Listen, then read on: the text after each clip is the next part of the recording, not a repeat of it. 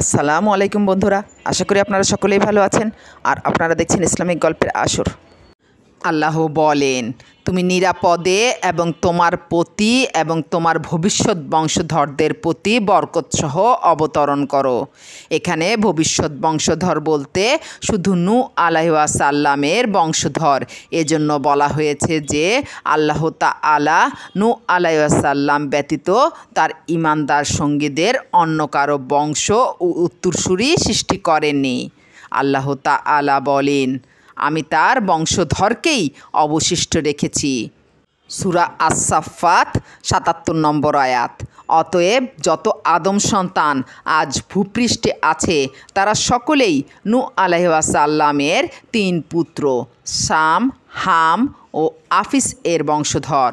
ইমাম আহমদ রাদিয়াল্লাহু আনহু বর্ণনা করেন যে সামুরা রাদিয়াল্লাহু আনহু বলেন, রাসূলুল্লাহ সাল্লাল্লাহু আলাইহি ওয়াসাল্লাম বলেছেন, শাম আরবের আদি পুরুষ, হাম আবিসিনিয়ার আদি পুরুষ এবং আফিস রুমের আদি পুরুষ।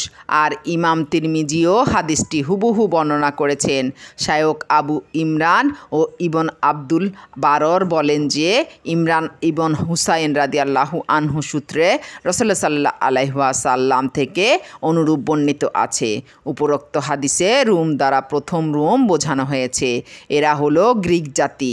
এদের বংশধারা রুমি ইবন লিপ্তি ইবন ইউনান ইবন আফিস ইবন নূহ আলাইহিসসালাম পর্যন্ত গিয়ে পৌঁছে।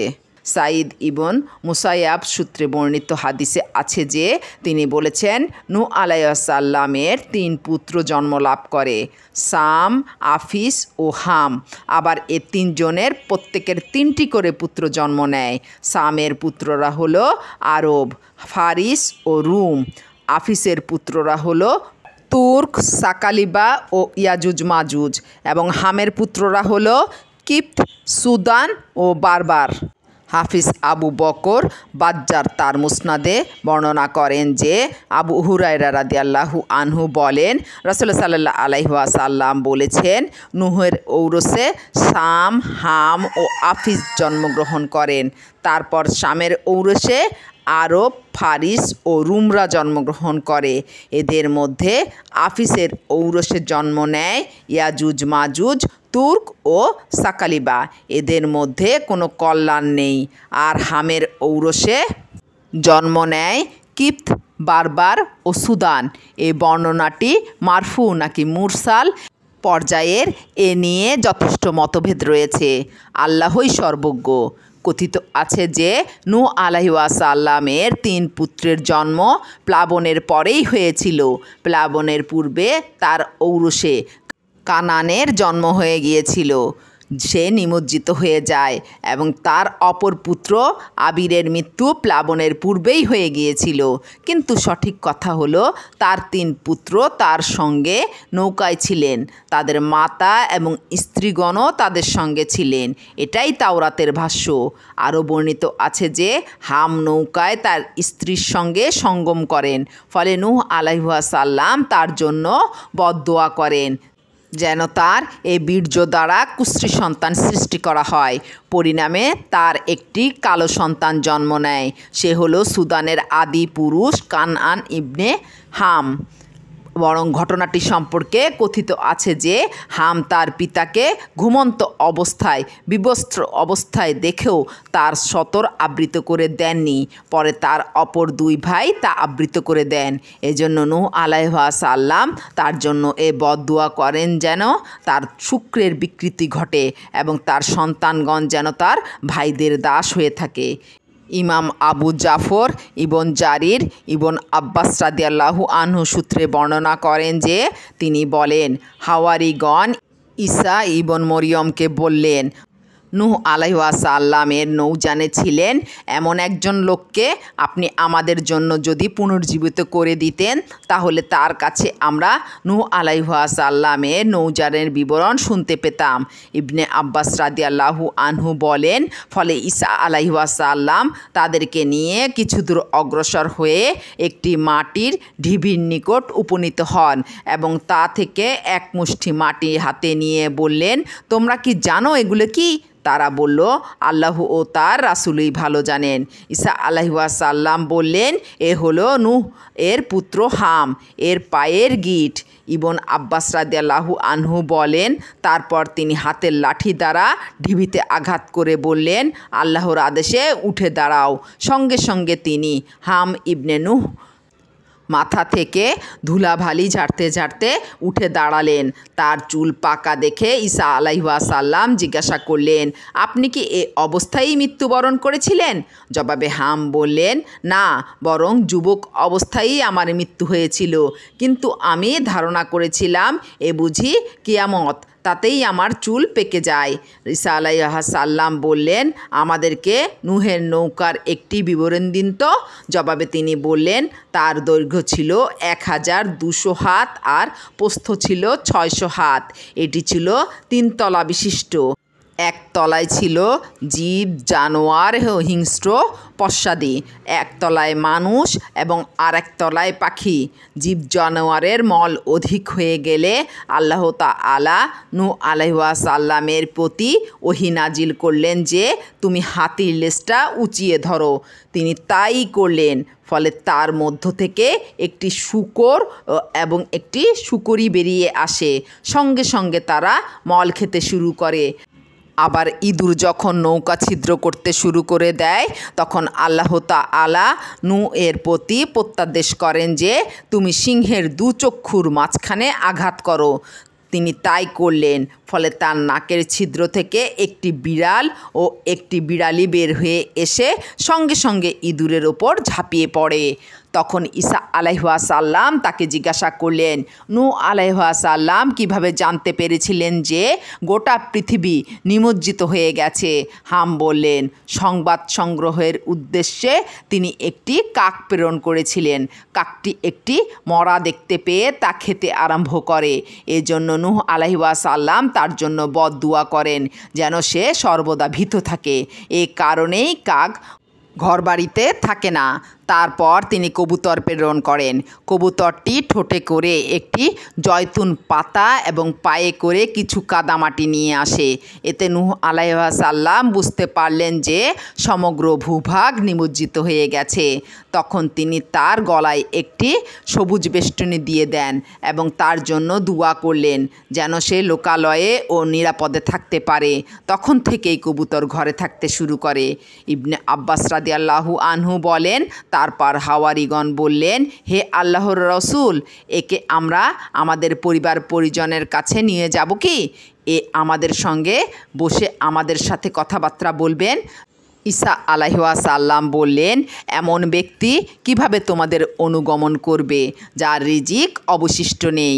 ইবনে আব্বাস রাদিয়াল্লাহু আনহু বলেন, তারপর ঈসা আলাইহিস সালাম বললেন, আল্লাহর আদেশে আপনি পূর্বাবস্থায় ফিরে যান। সঙ্গে সঙ্গে তিনি মাটিতে রূপান্তরিত হয়ে যান। এটি একান্তই একটি গরীব পর্যায়ের বর্ণনা। আলবা ইবনে আহমার ইকরিমা রাদিয়াল্লাহু আনহু সূত্রে এবং তিনি ইবনে আব্বাস রাদিয়াল্লাহু আনহু সূত্রে বর্ণনা করেন যে নৌকায় নূহ আলাইহিস সালামের সঙ্গে 80 জন পুরুষ এবং তাদের পরিবার পরিজন ছিলেন। নৌকায় তারা 150 দিন অবস্থান করেন। আল্লাহ তাআলা প্রথমে নৌকাটি মক্কা অভিমুখী করে দেন। ফলে তা বায়তুল্লাহর চতুষ্পার্শ্বে 40 দিন যাবৎ ঘুরতে থাকে। তারপর তাকে যুদির দিকে ফিরিয়ে দিলে তথায় গিয়ে তা স্থিত হয়। তখন নূহ আলাইহিস সালাম পৃথিবীর সংবাদ সংগ্রহের জন্য একটি কাক প্রেরণ করেন। কাকটি গিয়ে একটি মড়ার ওপর ঝাঁপিয়ে পড়ে। এতে তার ফিরতে বিলম্ব হয়ে যায়। ফলে নূহ আলাইহিস সালাম এবার একটি পায়রা প্রেরণ করেন। পায়রা তার দুপায়ে কাদামাটি মাখা অবস্থায় একটি জয়তুন পাতা নিয়ে ফিরে আসে। এতে নূহ আলাইহিস সালাম বুঝতে পারলেন যে পানি নেমে গিয়েছে। তাই তিনি যদি পাহাড় থেকে নিচে নেমে আসেন এবং একটি পল্লী নির্মাণ করে তার 80টি নামকরণ করে দেন। ফলে হঠাৎ একদিন তার মুখের বুলি 80টি ভাষায় পরিণত হয়ে যায়। তার একটি হলো আরবি। তখন তারা কেউ কারো ভাষা বুঝত না। নূহ আলাইহিস সালাম একজনের কথা অপরজনকে বুঝিয়ে দিতেন। কাতাদা রাদিয়াল্লাহু আনহু প্রমুখ বলেন, রজব মাসের 10ম তারিখে তারা নৌকায় আরোহণ করে 150 দিন ভ্রমণ করেন এবং যুদির ওপর স্থিত অবস্থায় তাদের নিয়ে নৌকাটি 1 মাস অবস্থান করে। আর মুহররম মাসের আশুরা দিবসে তার নৌকা থেকে বেরিয়ে আসেন। ইবন জারির রাদিয়াল্লাহু আনহু এর সমর্থনে একটি মারফু হাদিসও বর্ণনা করেছেন। আর সেদিন তারা রোজাও রেখেছিলেন। ইমাম আহমদ রাদিয়াল্লাহু আনহু বর্ণনা করেন যে আবু হুরায়রা রাদিয়াল্লাহু আনহু বলেন, রাসূলুল্লাহ সাল্লাল্লাহু আলাইহি ওয়াসাল্লাম একদিন কতিপয় ইহুদির নিকট দিয়ে অতিক্রম করেন। তারা সেদিন আশুরার দিবসে রোজা রেখেছিল। তিনি জিজ্ঞাসা করলেন, এ কিসের রোজা? তারা বলল, সেই দিন যেদিন আল্লাহ তাআলা মুসা আলাইহি ওয়াসাল্লাম ও বনি ইসরায়েলকে নিমজ্জিত হওয়া থেকে উদ্ধার করেন এবং ফিরাউন ডুবে মরে। আর এদিনে নূহ আলাইহি ওয়াসাল্লাম এর নৌকা জুদি পর্বতে স্থিত হয়। ফলে নূহ আলাইহি ওয়াসাল্লাম ও মুসা আলাইহি ওয়াসাল্লাম আল্লাহর কৃতজ্ঞতা স্বরূপ রোজা রেখেছিলেন। এ কথা শুনে নবী করিম সাল্লাল্লাহু আলাইহি ওয়াসাল্লাম বললেন, মুসা আলাইহি ওয়াসাল্লামের ওপর আমার হকই বেশি এবং এদিনে রোজা রাখার আমিই বেশি হকদার।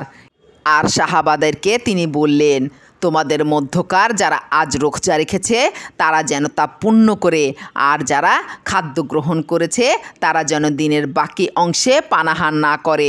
সহিহ বুখারীতে অন্য সূত্রে হাদিসের সমর্থন রয়েছে। তবে এ প্রসঙ্গে নূহ আলাইহি ওয়াসাল্লামের উল্লেখ গরীব পর্যায়ের। পক্ষান্তরে বেশ কিছু মূর্খ লোক এই কথা বর্ণনা করে থাকে যে সেদিন তারা তাদের সঙ্গে থাকা খাদ্যদ্রব্যের অবশিষ্টটুকু এবং শস্যাদি পিষে খেয়েছিলেন এবং নৌকার অন্ধকারে থাকার দরুন হ্রাসপ্রাপ্ত দৃষ্টিশক্তি বৃদ্ধির জন্য সুরমা ব্যবহার করেছিলেন। এর কোনটিই সঠিক নয়। এসবই হলো বনি ইসরায়েল সূত্রে বর্ণিত ভিত্তিহীন কথা, যার ওপর মোটেই নির্ভর করা যায় না এবং যার অনুসরণ করা চলে না। আল্লাহই সর্বজ্ঞ। মুহাম্মদ ইবনে ইসহাক রাদিয়াল্লাহু আনহু বলেন, আল্লাহ তাআলা যখন সে প্লাবন বন্ধ করার ইচ্ছা করলেন তখন তিনি ভূপৃষ্ঠের ওপর এক ধরনের বায়ু প্রেরণ করেন। এতে পানি শান্ত হয়ে যায় এবং পৃথিবীর ঝর্ণাসমূহ বন্ধ হয়ে যায়। ফলে পানি হ্রাস পেতে শুরু করে।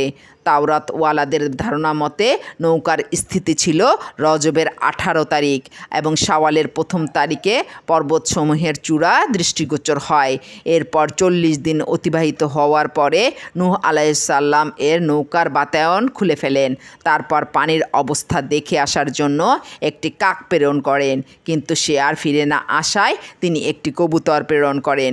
কবুতর এর সংবাদ নিয়ে ফিরে আসে যে সে পা রাখার এতটুকু স্থানও পায়নি। নূহ আলাইহিস সালাম হাত পেতে কবুতরটি ধরে নৌকায় ঢুকিয়ে রাখেন। এরপর আরও 7 দিন অতিক্রান্ত হলে পানির অবস্থা দেখে আসার জন্য তিনি আবারও কবুতরটি প্রেরণ করেন, কিন্তু এবার আর সে সহসা ফিরে আসলো না। সন্ধ্যার সময় পায়রাটি একটি জয়তুন পাতা মুখে করে ফিরে আসে। এতে নূহ আলাইহিস সালাম বুঝতে পারলেন যে এবার ভূপৃষ্ঠ থেকে পানি নেমে গেছে। এরপর আরও 7 দিন অবস্থান করে তিনি পায়রাটিকে আবারও প্রেরণ করেন, কিন্তু এবার সে আর তার নিকট ফিরে যায়নি। নূহ আলাইহিস সালাম বুঝতে পারলেন যে এবার পানি শুকিয়ে গেছে। মোট কথা, আল্লাহ তাআলার প্লাবন প্রেরণ এবং নূহ আলাইহিস সালামের কবুতর প্রেরণের মাঝে 1 বছর পূর্ণ হয়ে 2য় বছরের 1ম তারিখ শুরু হলে ভূপৃষ্ঠ প্রকাশ পায় এবং স্থলপথ আত্মপ্রকাশ করে এবং নূহ আলাইহিস সালাম এর নৌকার ঢাকনা উন্মুক্ত করেন। ইবনে ইসহাকের এ বর্ণনা হুবহু আহলি কিতাবীদের হস্তস্থিত তাওরাতের বিবরণের অনুরূপ। ইবনে ইসহাক রাদিয়াল্লাহু আনহু বলেন, পরবর্তী বছরের 2য় মাসের 26 তারিখে বলা হলো, হে নূহ, অবতরণ করো আমার দেয়া শান্তিসহ এবং তোমার প্রতিও যে সমস্ত সম্প্রদায় তোমার সঙ্গে আছে তাদের প্রতি কল্যাণসহ অপর সম্প্রদায়সমূহকে জীবন উপভোগ করতে দেব। পরে আমার পক্ষ থেকে মর্মন্তুদ শাস্তি তাদেরকে স্পর্শ করবে। সূরা হুদ 48 আয়াত। আহলে কিতাবদের বর্ণনা মতে আল্লাহ তাআলা নূহ আলাইহিস সালামের সঙ্গে এ বলে কথা বলেছিলেন যে তুমি তোমার স্ত্রী, তোমার পুত্রগণ, তোমার পুত্রবধূগণ এবং তোমার সঙ্গে সকল প্রাণী নিয়ে নৌকা থেকে বের হয়ে পড়ো, যাতে তারা পৃথিবীতে বৃদ্ধিপ্রাপ্ত হয়। ফলে তারা বেরিয়ে যায় এবং নূহ আলাইহিস সালাম আল্লাহ তাআলার উদ্দেশ্যে পশু জবাই করার স্থান নির্ধারণ করেন এবং সকল প্রকার হালাল জীব জানোয়ার ও হালাল পক্ষীকুল থেকে কিছু কিছু নিয়ে কুরবানি করেন। আল্লাহ তাআলা তাকে এ প্রতিশ্রুতি দেন যে তিনি পুনরায় পৃথিবীবাসীর ওপর প্লাবন আর দিবেন না এবং এ প্রতিশ্রুতির নিদর্শন স্বরূপ মেঘের মধ্যে ধনুক স্থাপন করে রেখেছেন, যাকে রংধনু বলা হয়। রংধনু হলো নিমজ্জিত হওয়া থেকে নিরাপত্তা স্বরূপ। মোট কথা, মেঘের মধ্যে এ ছিলাবিহীন রংধনু স্থাপন করে ইঙ্গিত করে হয়েছে যে এই মেঘমালা থেকে প্রথমবারের ন্যায় আর প্লাবন হবে না।